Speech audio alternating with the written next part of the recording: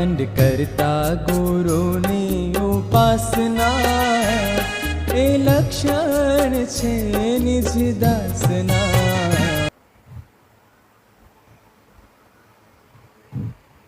કેવલ હંસો સત કેવલ સાહેબ, સત કેવલ સાહેબ.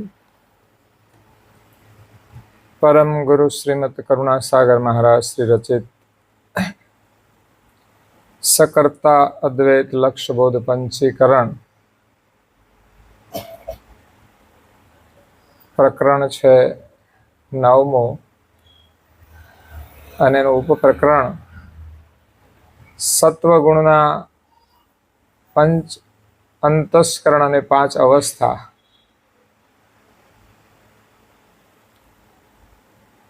उपप्रकरण છે 3. तो આપણે ज्ञान संप्रदाय आद्य स्थापक कैवल वेता परम विशेषांश परम गुरु श्रीमद करुणासागर महाराज जगतना जिज्ञासु ने मुमुक्षु अंशों ने यथार्थ ज्ञान नो उपदेश आपता स्वरचित सकर्ता अद्वैत लक्ष्यबोध पंचीकरण ग्रंथ ने विषय आ शरीरनी रचनानु जे पंचीकरण जेने तत्व ज्ञान कहेवाय के आ शरीर केटला तत्वोनुं बनेलुं छे अने कयुं तत्व शुं काम करे छे અને એ સમજીએ તો જ આપણે આ શરીરની અંદર યોગ્ય રીતે વ્યવહાર કરી શકીએ. જેમ કોઈ ગાડી છે એને ચલાવે તો છે લોકો, એને માત્ર ચલાવવાનું જ જ્ઞાન હોય છે, એમાંય ભૂલો કરતા હોય છે તો એક્સિડન્ટ થતા હોય છે. પરંતુ બગડી ગયા પછી એને ખબર પડતી નથી તો ગેરેજ વાળા પાસે જવું પડે છે. તો ગેરેજ વાળાને ગાડી આવડે છે પણ એનાથી વિશેષ એમની પાસે એના એક એક પાર્ટ્સ નું જ્ઞાન હોય છે અને કયો પાર્ટ્સ બગડી ગયો છે એ પણ એને ખ્યાલ આવે છે અને એનું ઓપરેશન કરીને કાઢીને નવો નાખી દે છે. તો એ કામ ગાડી ચલાવનારા નથી કરી શકતા કારણ કે એમની પાસે નોલેજ નથી. એવી જ રીતે આપણે જીવીએ છીએ, ગાડી ચલાવીએ છીએ, પણ બીમાર પડીએ છીએ તો ખબર પડતી નથી કે કેવી રીતે સારું થાય. જો કે આજે ઢગલાબંધ દવાઓ છે, પણ એક સમય એવો હતો કે ગામની અંદર એકાદ કોઈ ડોક્ટર જ આંટો મારવા નીકળતો હતો. કોઈને દવા લેવી છે, કોઈને દવા લેવી છે, જેમ ઓલો ફેરિયા નીકળે ને એમ ભાગ્યે જ કોઈ લેતા હતા. અને અત્યારે તો બધાના ઘરમાં પડી જ હોય અને મોટા ભાગના લેતા હોય અને દવાખાના એટલા છે ને રોજ કોઈને કોઈને દવાખાને જવાનું હોય. આપણને પોતાને આ શરીરની ખબર નથી પડતી. પેલા લોકો આહાર માત્રથી કંટ્રોલ કરતા હતા, જરૂર પડે તો ભાગ્યે જ દવાનો ઉપયોગ કરતા હતા. તો યોગ્ય રીતે જો આપણને જીવતા આવડે તો બહુ તકલીફ ના થાય, પણ જીવતા ના આવડે તો સમસ્યાઓ છે જ. પણ ડોક્ટરે થોડો અભ્યાસ કર્યો હોય આ શરીરનો તો એને ખબર હોય છે શું બગડે તો એને કેવી રીતે હરખું થાય. આપણને ખબર પડતી પણ ખરેખર તો આ મનુષ્ય જીવન જીવવા માટે આ શરીરમાં કયા તત્વો કેવી રીતે કામ કરે છે ને આપણે કેવી રીતે એને વર્તાવવા જોઈએ. અહીંયા ઉલટ ક્રિયા બતાવી એટલે આપણે જે કરીએ છીએ ને ખોટું એને હવે ઉલટાવાનું છે, હવે પાછા વળવાનું છે. તો ઇન્દ્રિયોની 10 આકાંક્ષાઓની વાત આવી, પંચભૂત પંચ માત્રાની વાત આવી, જે સ્થૂલ દેહની અંદર ક્રિયા થાય છે. હવે જે ચાલે છે એ આવે છે સૂક્ષ્મ દેહની વાત. અને એમાં સત્વગુણની 5 અવસ્થા અને 5 અંતસ્કરણની વાત છે. તો 5 અંતસ્કરણની વાત પહેલા કરી છે: મન, બુદ્ધિ, અહંકાર, ચિત્ત અને નચિત્ત. એના વગર કોઈ ઇન્દ્રિય કામ ના કરી શકે. આંખ જોવે તોય ભલે, કાન સાંભળે તોય ભલે, મન, બુદ્ધિ, અહંકાર ને ચિત્ત 4 તો વર્તમાન કરે છે.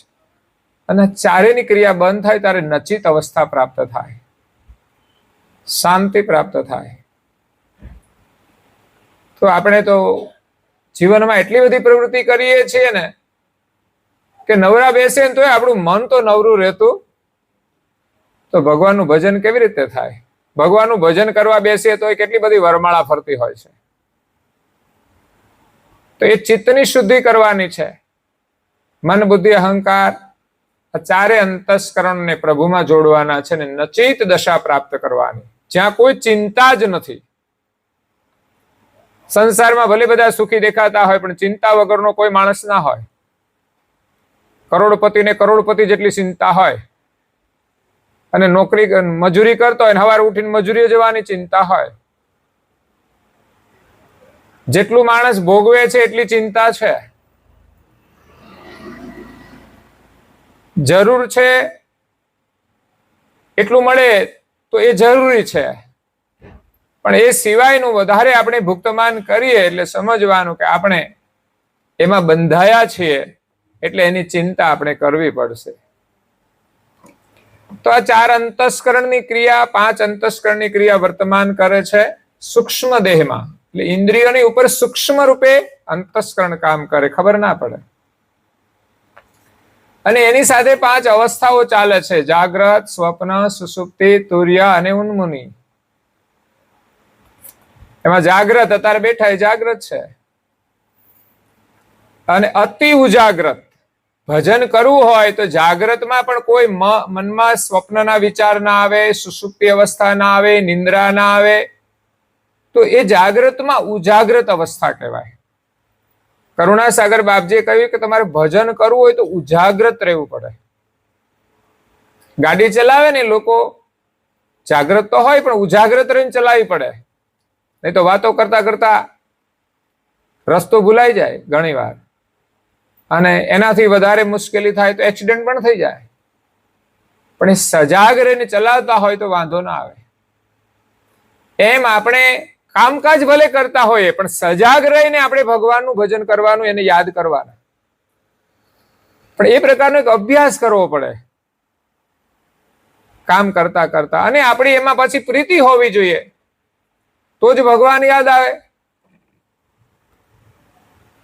જો પ્રીતિ હોય ને તો સ્વાભાવિક તમે જે કામ કરો ને કામકાજ કરતા કરતા તમને જેમાં પ્રીતિ હોય એનું સ્મરણ થાય. મંદિરે આવો તો તમારા ઘરનું સ્મરણ થાય. કેમ? તો ઘરમાં પ્રીતિ છે. ઘરે આવો તો ભગવાન યાદ આવે. કેમ? સમસ્યા ઘરમાં છે, ભગવાન યાદ આવે. તો બધું કામ કરતા કરતા આપણે ભગવાનને યાદ કરવાના છે, એનો અભ્યાસ કરવાનો છે. અહીંયા તત્વજ્ઞાનની વાત કરી છે ને ઉલટાવાના છે. નવો સંબંધ જોડ્યો હોય ને પછી નોકરી કરે કે ઘર કામ કરે, એ બંને એકબીજાને યાદ કરતા હોય. નવા હોય ત્યારે, પછી તો ભગવાન જાણે. સમય ગયા પછી બહુ એટલું બધું નથી રહેતું, પણ નવા હોય ત્યારે તો સ્વાભાવિક એટલી બધી પ્રીતિ હોય છે. એમ ભગવાનમાં એવી પ્રીતિ થઈ જાય કે આપણે જે કઈ કામ કરીએ ને તો ભગવાન ના ભૂલાય, કારણ કે શ્વાસ આપણને આપે છે. એ ન હોય તો આપણું કોઈ જીવન જ નથી. આ શરીર એને બનાવ્યું છે, આપણે નથી બનાવ્યું. કે કોઈ માતા પિતાના માધ્યમથી પણ બનાવવા વાળા તો એ જ છે. માતા પિતાને આપણા શરીરમાં કઈ બીમારી છે એની કઈ ખબર હોતી? એને બનાવ્યું હોય ખબર હોય ને. તો કોઈ બીમારીને થોડા જન્મ આપે, કોઈ ખોડવાળાને થોડા જન્મ આપે, પણ એ બનાવતા જ નથી. એ તો કુદરતની વ્યવસ્થા છે.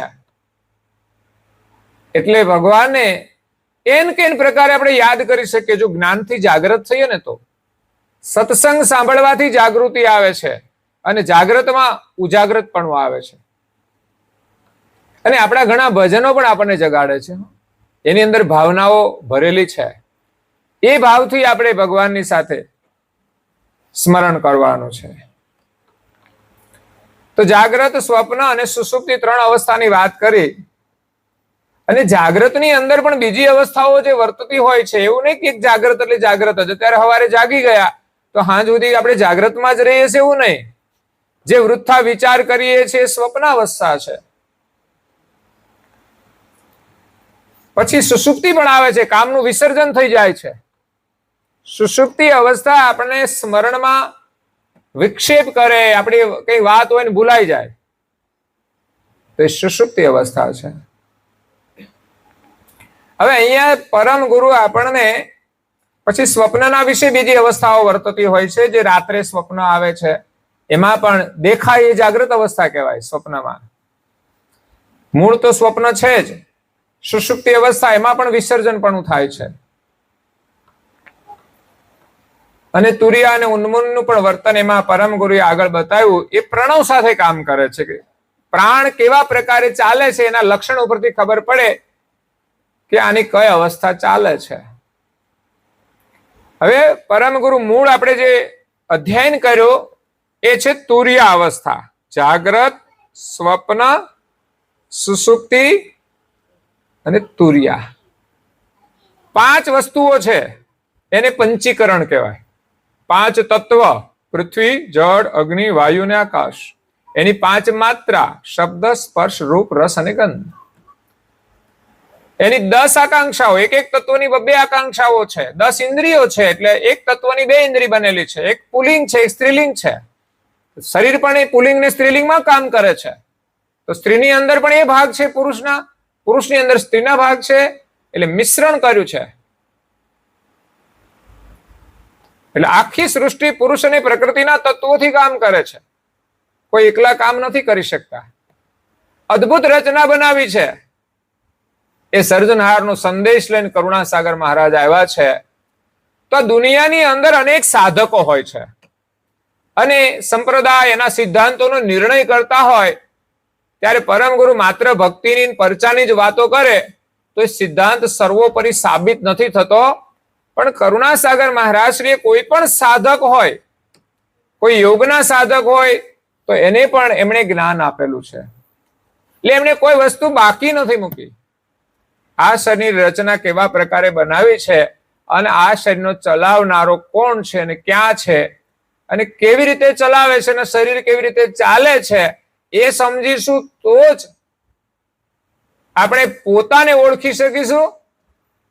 અને આ જગતનો નિયંતા કોણ છે એની ઓળખાણ પણ એ જ પ્રકારે થશે. એ સિવાય કઈ દુનિયામાં અનેક ભગવાન છે નહીં. એ તો ભગવાનના તો ઝઘડા છે. સત્ય સર્જનહારને ઓળખવા હોય તો સાચા ગુરુ પાસે જઈ અને સાચું જ્ઞાન મેળવવું પડે અને એના માટે સાધના કરવાની તૈયારી હોવી જોઈએ. વૈરાગ પણ જોઈએ, સંસારનો મોહ પણ છોડવો પડશે. મોહ છૂટે નહીં ત્યાં સુધી ગમે તેટલા મજીરા ખખડાવે ને પરિણામ નહીં આવે. સંસારની પરિસ્થિતિ એની એ જ રહેશે. રાગ ને દ્વેષ ને મારું ને તારું ને છૂટતું નથી. ભજન કર્યા પછી પણ આપણી એની એ જ કથા હોય. જ્યારે સમજણ આવે તો આ મોહ માયા ઓછી થાય છે, તો આપણને શાંતિ મળે છે. મોહ અને માયા વધે એટલી જ અશાંતિ, બીજું કંઈ જ નથી. પ્રવૃત્તિનું કંઈ પરિણામ હોય છે, એનાથી એક સ્વભાવનું નિર્માણ થાય છે. અમે ઘણા લોકોને જોઈએ એના સ્વભાવ એને નિર્માણ કરેલા છે, એની સાધનાનું ફળ છે અને એ જ એને સુખ આપતા હોય છે.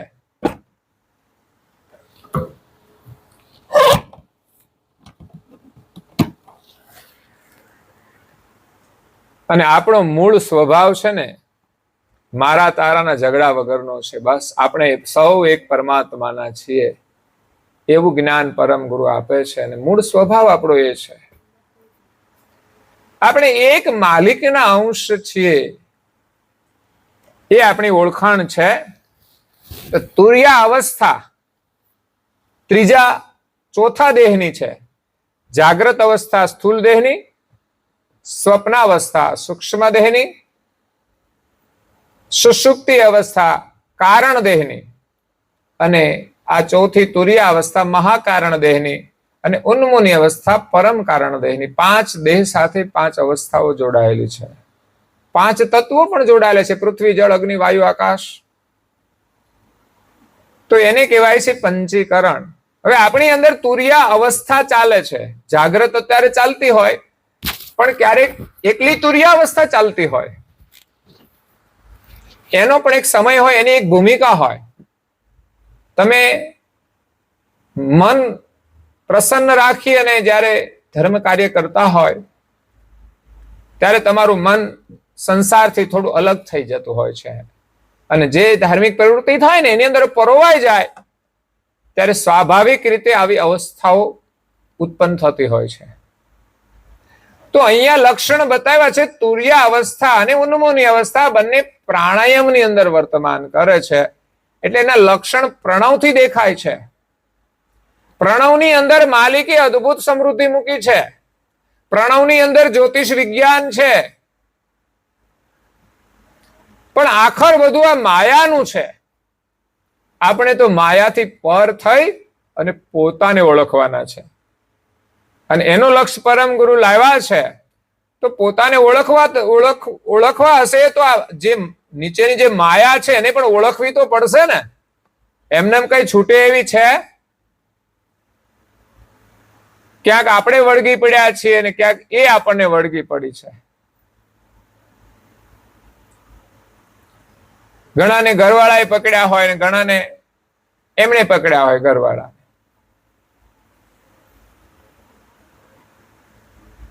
તો એ જ રીતે સંસારની બધી ઈચ્છાઓ છે આપણને પકડી રાખે છે. તો પ્રાણાયામની અંદર જાગ્રત અવસ્થા, આપણે જાગતા હોઈએ ત્યારે જે પ્રણવ ચાલે ને, આપણે ખબર ના હોય ચાલે છે, આવે છે, જાય છે, કઈ ખબર હોય છે ક્યારે આવ્યો ને ક્યારે ગયો? એને અવ્યક્ત કહેવાય. જો આપણે એમ કરીએ તો આ વ્યક્ત થયો કહેવાય. અવાજ પણ કર્યો, પણ એમને તમે બેઠા છો, ક્યારે આવે છે ને ક્યારે જાય છે કઈ ખબર છે તમને? આપણે ધ્યાન નથી રાખવું પડતું. ભગવાને કેટલી બધી વ્યવસ્થા કરી છે. તો એને અવ્યક્ત કહેવાય. અને સ્વપ્ન અવસ્થા જ્યારે તુરિયાની અંદર વર્તે ત્યારે લવ માત્ર વ્યક્ત થાય. લવ માત્ર એટલે સહેજ આપણે શ્વાસ લઈએ અને છોડીએ તો આપણને ખબર પડે કે લેવાય છે, મુકાય છે. એને લવ માત્ર વ્યક્ત કહેવાય. કે જે પ્રાણાયામને આપણે ખ્યાલ આવે, લેવાય છે, મુકાય છે. પ્રાણાયામ કરવાના હોય ત્યારે આપણે થોડો એ પ્રકારે જ કરવાનો હોય છે.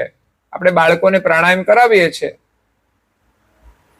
તો ઊંડો શ્વાસ લઈએ, પછી રોકીએ, પછી ધીમે ધીમે છોડીએ.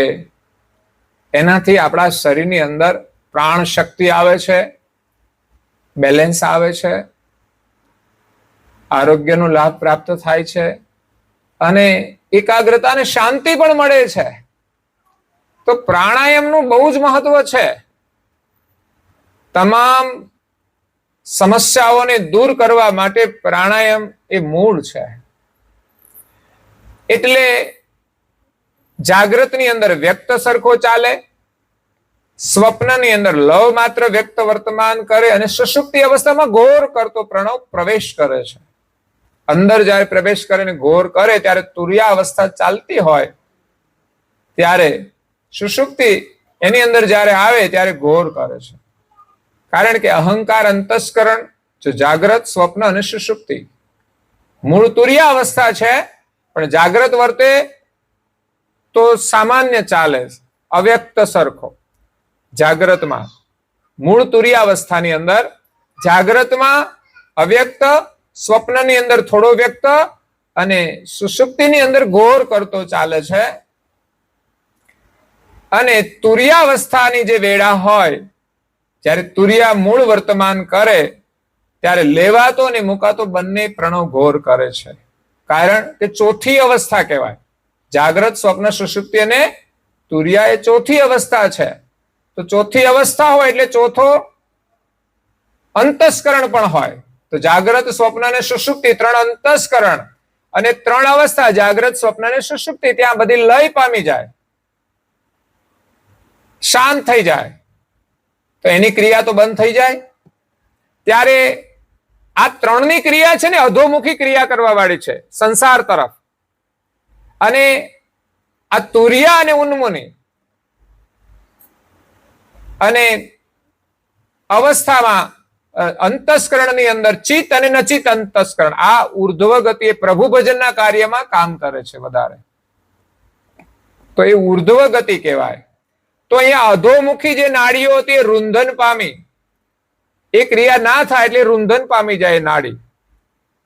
અને ઉર્ધ્વમુખી નાડી એ ચાલે છે એ સમયે વગ્રજ્ઞાન સક્ષ તત્વ એને નિયંત્રણમાં રાખી લેવાતો અને મુકાતો બંને પ્રાણાયામને બરાબર સામાન્ય ઘોર કરતા કંટ્રોલમાં રાખે છે. આ બધી વસ્તુ ગોઠવી છે, એમ જ થતું નથી કશું.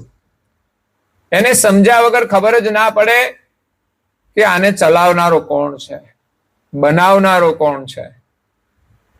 ત્યારે અહીંયા એક પ્રશ્ન કરે છે કે આગળ જે અવસ્થાઓનું વર્ણન કર્યું તુર્યા અને ઉન્મુનિનું, એમાં લેવાતો ઘોર કરે અને લેવાતો અને મુકાતો ઉન્મુનિ અવસ્થામાં ઘોર કરે, એવું કે છે વર્ણન કર્યું હતું. હવે તમે એમ કહે છો કે આ તુર્યા અવસ્થાની અંદર બંને ઘોર કરે છે, એ કયા કારણે લઈને? તો સક્ષસત્વ ત્રણ છે, વગ્રજ્ઞાન, અનંગ અને કાળ. તો બીજું અનંગ સક્ષસત્વ પ્રધાન તુર્યા અવસ્થાની ક્રિયા એ વર્ણન કર્યું છે. એ પ્રમાણે બે પ્રકારે તુર્યાનું વર્તમાન થાય છે. એમાં લેવાતો પ્રણવ પણ ઘોર કરે છે મૂળ જ્યારે તુર્યા વર્તતી હોય, અને અહીંયા તુર્યાની અંદર બીજી અવસ્થાઓ ચાલતી હોય છે. ત્યારે બંને પ્રણવ જે ઘોર કરે છે તો એના ઉદરમાં બીજી અવસ્થાઓ જે વર્તમાન કરે છે એના વિશે જ્યારે કહીએ તો વિશેષ ઘોર કરીને પ્રાણાયામ ચાલે તે થોડી ગર્જના ત્યાગ કરીને સૂક્ષ્મ ઘોર કરીને ચાલવા લાગે. તો લેતા અને મુકાતો બે પ્રણવ ઘોર કરવા વાળો વર્તમાન થાય એ સમયે આપણી જે તુર્યાવસ્થા હોય એમાં સ્વપ્નાવસ્થા ચાલતી હોય છે. જે પ્રણવનો ઘોર સૂક્ષ્મ ઘોર વાળો કરી દીધો તે કેવી રીતે થયો?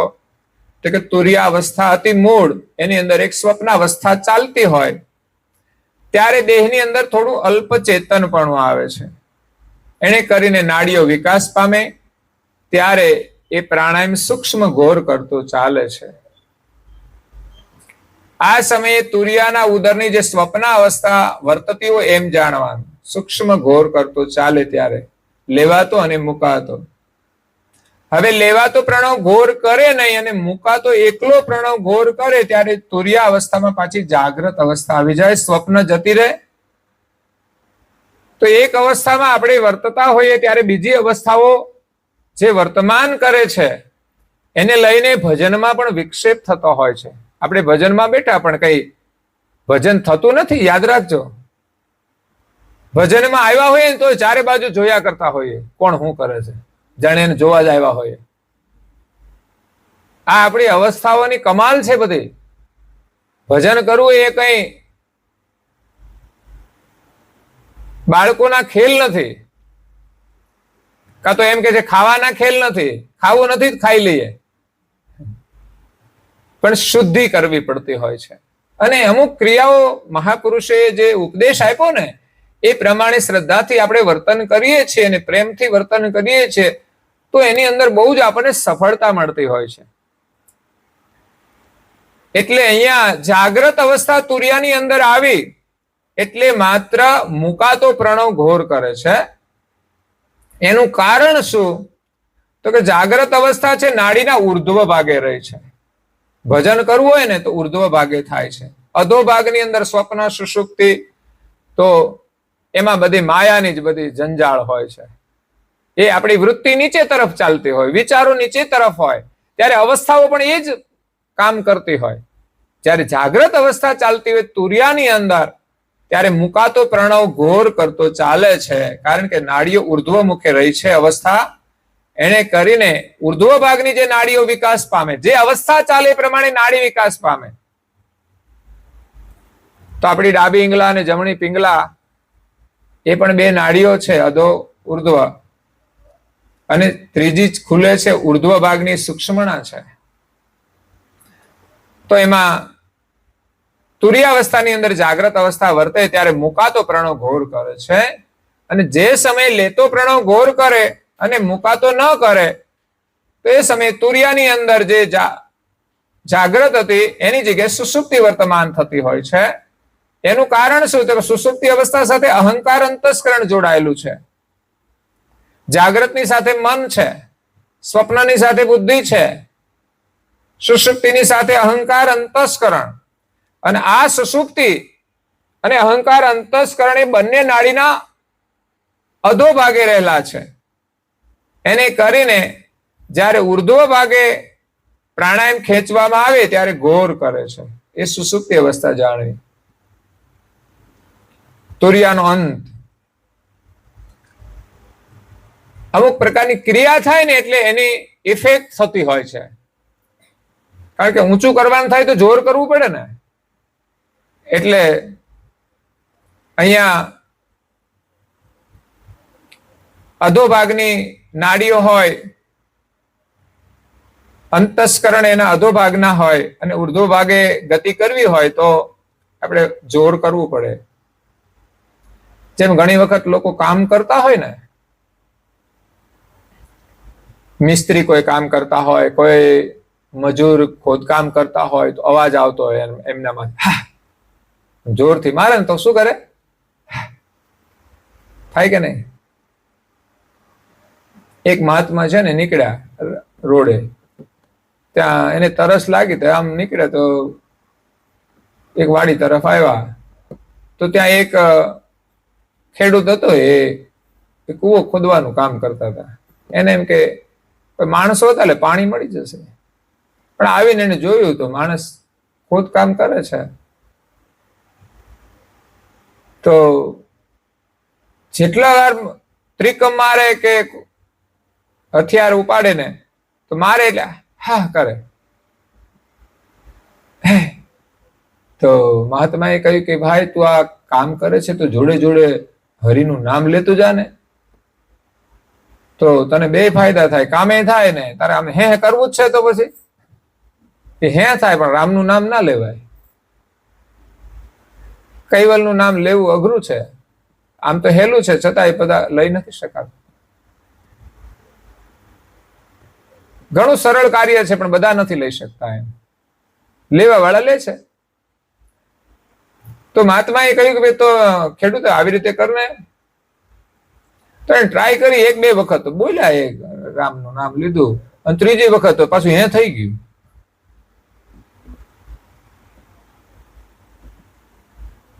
પછી તો ખેડૂતે કહ્યું કે મારે તમે અહીં આવીને મને પ્રેક્ટિકલ બતાવો ને તો ખબર પડે કે કેમ કેમ કામ કરતા કરતા હરિનું નામ લેવું. તો મહારાજ નીચે ઉતર્યા કુવામાં અને એને તો ખોદવાનું કામ ચાલુ કર્યું. એ રામ રામ રામ 5 વખત લીધું, 6ઠી વાર તો હે થઈ ગયું. ખેડૂતે પૂછ્યું કે આ હે કેમ થઈ ગયું? તો કે हाथा में से है निकल कर पेट में परवर जाता है. કુદરતી આ ઇફેક્ટ હોય છે. એટલે આપણે જે ક્રિયાકલાપ કરીએ ને એ પ્રમાણે આપણા પ્રણવ શ્વાસ પરિવર્તન થતા હોય છે.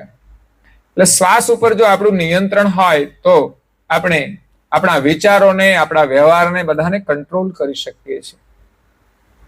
આ પ્રાણાયામનો જો અભ્યાસ કરે ને લોકોને તો લગભગ બધી બીમારીઓ દૂર થઈ જાય, પણ કોઈને આવડે જ નહીં. બધા કરે ખરા, થોડું થોડું કરે, બાકી મોટા ભાગે તો કરતા જ નથી. આળસ એટલી છે ને, દવાખાને જઈને પડી કે દવાઓ લઈ આવે, અઠવાડિયું એડમિટ થઈ આવે, પણ આ કશું જ ના કરે લોકો. અમારા પ્રદીપભાઈ ઘણી વાર આવીને કે કરે કરાવે, પણ લોકો તો કઈ કરે નહીં. ખરેખર મફતનો ઈલાજ છે પણ કોઈ કરવું જ નથી. અને બધું ખાવું છે જેવું તેવું, અને માંદા પડવાનું છે. મજા તો કઈ છે જ નહીં. જેટલી મજા કરે ને એનાથી વધારે સજા થઈ જાય. બીમાર પડે ત્યારે પૈસા ખેંચી જાય, હેરાને કરી દે. એટલે સમજીને આપણે બધું કરવું જોઈએ. તો અહીંયા તુર્યા અવસ્થાની અંદર જાગ્રત અવસ્થા વર્તે છે, અને ત્યાર પછી લેવાતો પ્રણવ ઘોર કરે છે, અને મુકાતો જ્યારે કરે ત્યારે સ્વપ્ન અવસ્થા વર્તમાન કરે છે.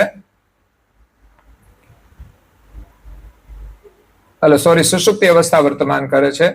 એનું કારણ કે ત્યાં અહંકાર, અંતસ્કરણ અને સુષુપ્તિ એ બંને નાડીના અધોભાગે વસેલા હોવાથી એને ઉર્ધ્વ ભાગે ખેંચી લેતા ઘોર થાય છે. જોયું ને, અધો ભાગે વર્તેલા છે અને ઉર્ધ્વ ભાગે લઈ જવો હોય તો સ્વાભાવિક ઘોર કરે છે. ઘણા લોકો રાત્રે ઊંઘતા હોય ને તો બહુ જોરદાર મ્યુઝિક વગાડતા હોય, ફર ફર કરતા હોય, તો ઘણી વખત તો હસવું આવે અને બાજુમાં કોઈ ઊંઘ હોય તો ઊંઘ ના આવે, એવું થતું હોય છે. એટલા નસકોરા કેમ ચાલતા હોય એને ખુદને ખબર ના હોય. હવે તુરિયાનો અંત, તુરિયા અવસ્થા આપણામાં વર્તમાન કરતી હોય, એમાં બીજી અવસ્થાઓ ચાલતી હોય, પણ તુરિયાનો અંત અને તુરિયા પછી અવસ્થા પ્રારંભ થાય ઉન્મુની. જાગ્રત પછી સ્વપ્ન, સ્વપ્ન પછી સુષુપ્તિ, સુષુપ્તિ પછી તુરિયા, તુરિયા પછી ઉન્મુની અવસ્થા. તો તુરિયાનો અંત અને ઉન્મુની વર્તવાની વેળાએ એ બંને પ્રાણાયામની સંધિમાં એ ઉન્મુની વર્તમાન કરે છે. તો એ ઉન્મુની અવસ્થા છે એ પાંચમા દેહની છે, જેમાં આપણને વિશેષ આત્માની અનુભૂતિ થાય છે. જો આપણે ભજન સ્મરણ કરીએ ને એનાથી ક્ષણ માત્ર માટે પણ આવી અવસ્થા આપણામાં આવે. આપણી એક ભૂમિકા બનતી હોય છે.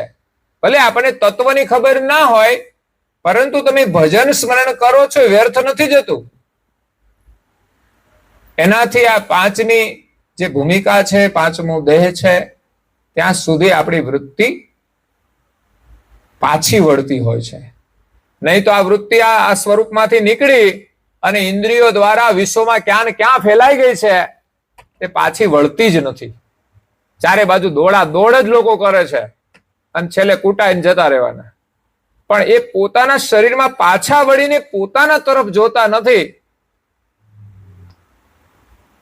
પણ એ ધાર્મિક ક્રિયા વગર ના થઈ શકે. થોડી શ્રદ્ધા જોઈએ, થોડી ક્રિયા કરવી પડે, તો આપણને આપણા સ્વરૂપ તરફ જવામાં આનંદ આવે છે. આ ક્રિયાઓ આપણે ખાલી દેખાદેખી નથી કરવાની, પણ એ ક્રિયામાંથી આનંદ આવે એ જ આપણો વિશ્વાસ છે કે આમાં તો કંઈક છે. બુદ્ધે એમ જ કઈ સાધના નથી કરી. સાધના કરીને જેમ જેમ આગળ વધતા ગયા એમ એમ અંતે એને પોતાનો બોધ થયો. તો એ રીતે ઉન્મુની અવસ્થા એ તુરિયાની અંદર વર્તમાન કરે. એ સમયે પ્રણવ સૂક્ષ્મ શ્વાસવત ચાલે, એકદમ સૂક્ષ્મ શ્વાસ. જેમ આપણે ભજનમાં કહીએ ને તો 4 સેકન્ડનો પ્રણવ થઈ જાય, માત્ર 2.5 આંગળ જ પ્રણવ બહાર નીકળે, પછી 4 આંગળ નીકળે, 12 આંગળ સુધી બહાર નીકળતો હોય, 16 આંગળ સુધી પણ ચાલે. જેટલી માણસ ભોગ વિલાસની પ્રવૃત્તિ કરે એમ એનો પ્રાણ વધારે ગતિવાળો થતો હોય છે. અને જેટલો સૂક્ષ્મ ચાલે એટલો શાંત ચાલે છે. એકદમ બહાર માત્ર 2.5 જ આંગળ બહાર. તો અહીંયા એકદમ સૂક્ષ્મ વર્તમાન કરે છે.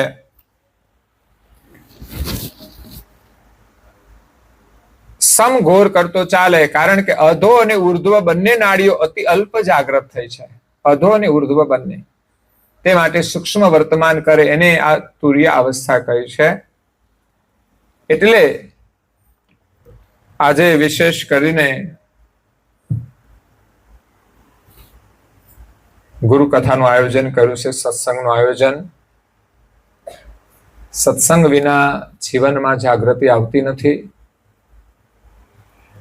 સત્સંગથી આપણને સદવિચાર પ્રાપ્ત થાય છે અને સદવિચાર દ્વારા જ આપણી ઉન્નતિ થાય છે, આપણને જીવનની સાચી દિશા મળે છે. તો આજે અમારા શાંતિભાઈ બાબરભાઈ પટેલ પરિવારની હાર્દિક ભાવનાથી,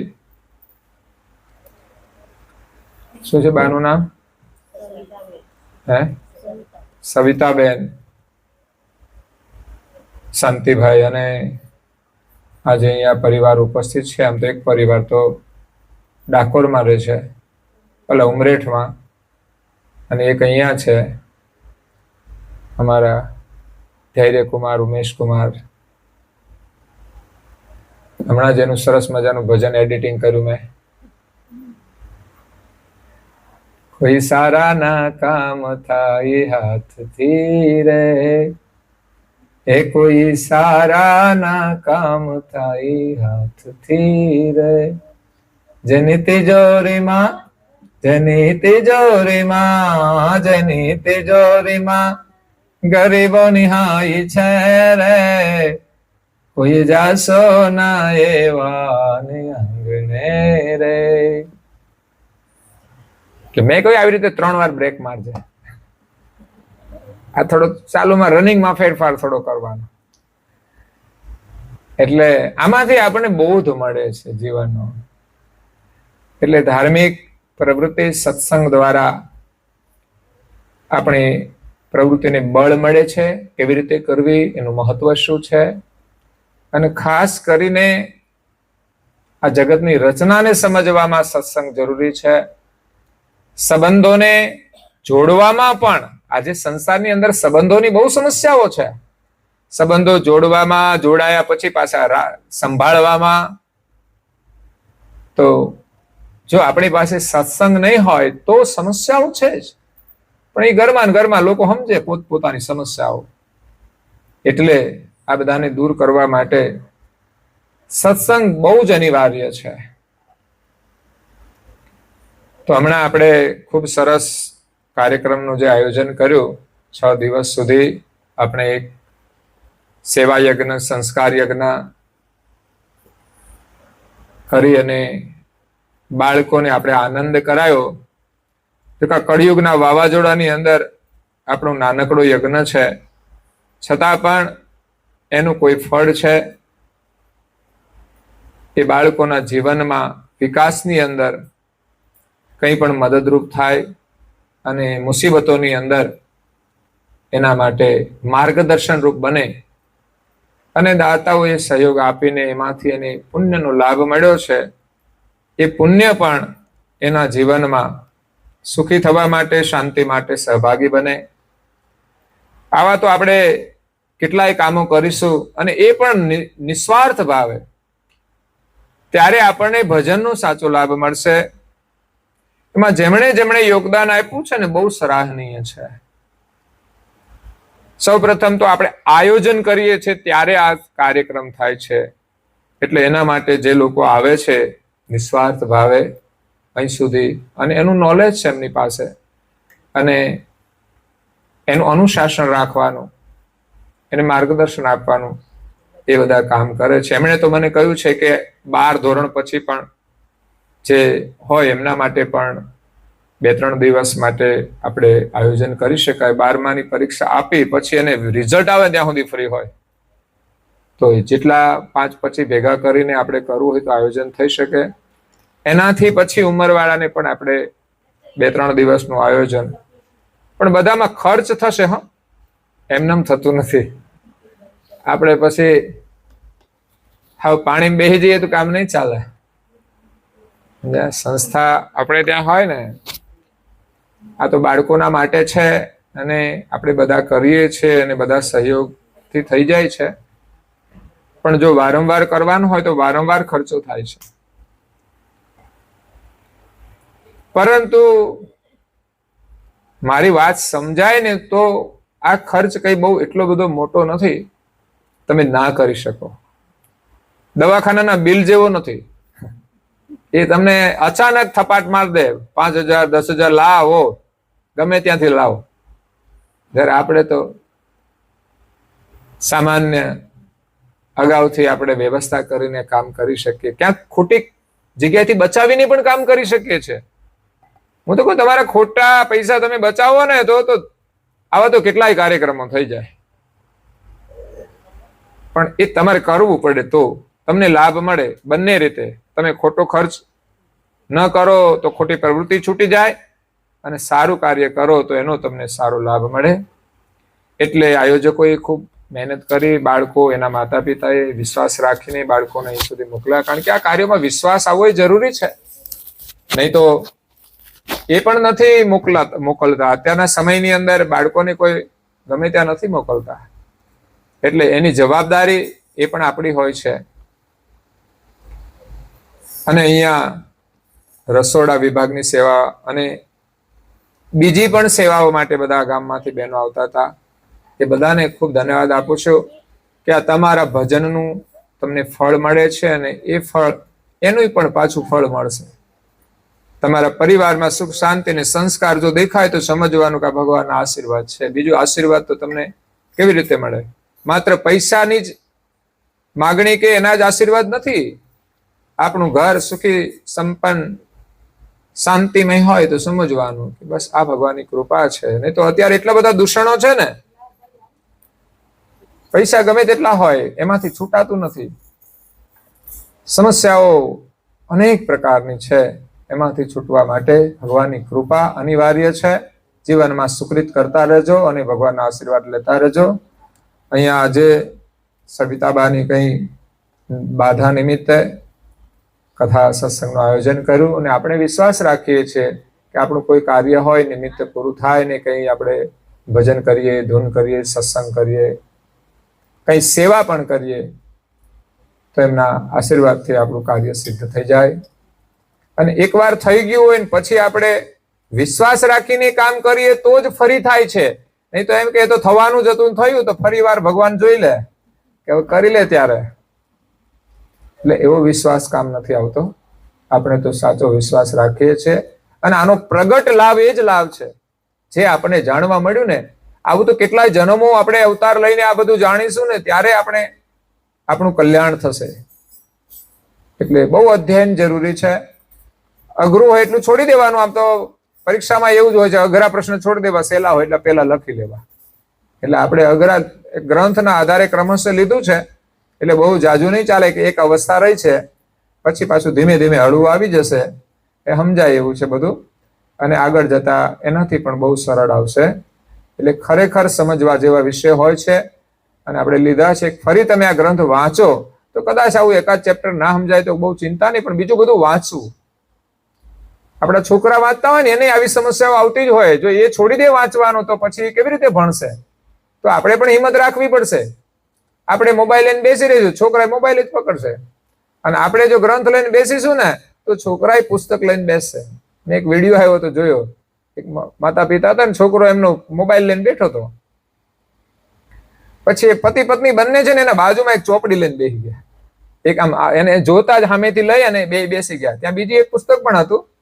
એટલે થોડી વાર પછી છોકરો ત્યાંથી ચોપડી લઈને એના બાજુમાં જોઈને પાના ફેરવા માંડ્યો. આપણે જે કરીશું ને એમાંથી બાળકોને પ્રેરણા મળશે. અને આ તો પરમ ગુરુનું આપેલું જ્ઞાન, એ તો આ દુનિયાભરનો ખજાનો છે. પરમ ગુરુએ બહુ થોડું જ આપ્યું છે. બાકી તો આપણે આખી જિંદગી અભ્યાસ કરીએ તો ખૂટે ને એટલું જ્ઞાન હોય છે. ધર્મ ગ્રંથો એટલા મોટા છે અને વિશાળ છે કે જીવનભર આપણે અભ્યાસ કરીએ તો પણ આપણે સત્યને ના પામી શકીએ.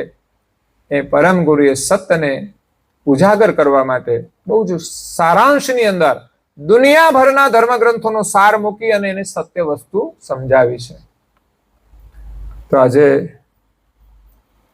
પરમ ગુરુની અસીમ કૃપાથી, પરિવારની હાર્દિક ભાવનાથી આજના સત્સંગનું આયોજન થયું. એ બદલ એમને પરમ ગુરુના ખૂબ આશીર્વાદ. એમના જે કંઈ મનોરથો હોય પરમ ગુરુ પૂરા કરે અને આવા કાર્યો કરવાની વિશેષ પ્રેરણા અને શક્તિ આપતા રહે. અને આવેલા ભક્તજનો છે જિજ્ઞાસુ, જે સત્સંગ સાંભળવા માટે આવ્યા, એ બદલ એમને પણ પરમ ગુરુના આશીર્વાદ છે કે તમારા મનોરથો પણ પરમ ગુરુ પૂર્ણ કરી તમારા પરમ પરિવારની અંદર તમે બધા સુખી રહો. એ શુભકામના સાથે અહીંયા કથાને વિરામ આપીએ. અસ્તુ સત્કેવલ સાહેબ.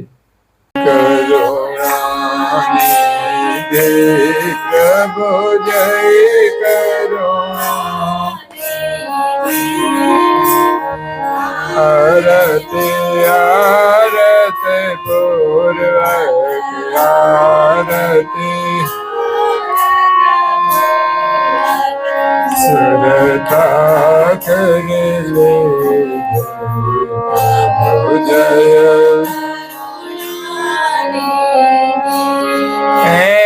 તારણ તારણ ત્રિલોકન જવે अनुपम प्यारी प्रभु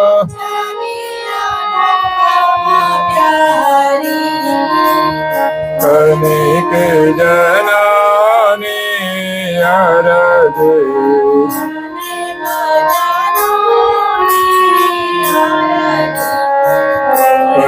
पदयांतर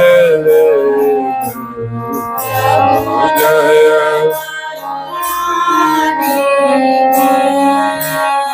अखंड अनादि भजने क्षण सहे दे प्रभु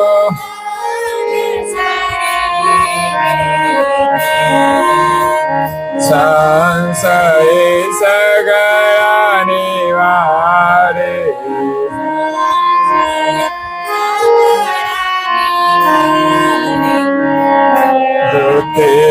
सुध के हो जय करुणा चरण शरण नो महिमा मंगलकारी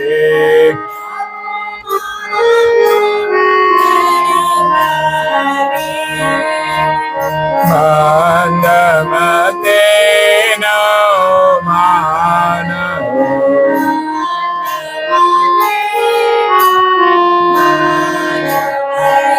उड़खे कैवी हो जय करुणानि करुणा सागर मारो अविचल पदवासे प्रभु अविचल पदवासे शरणागत ने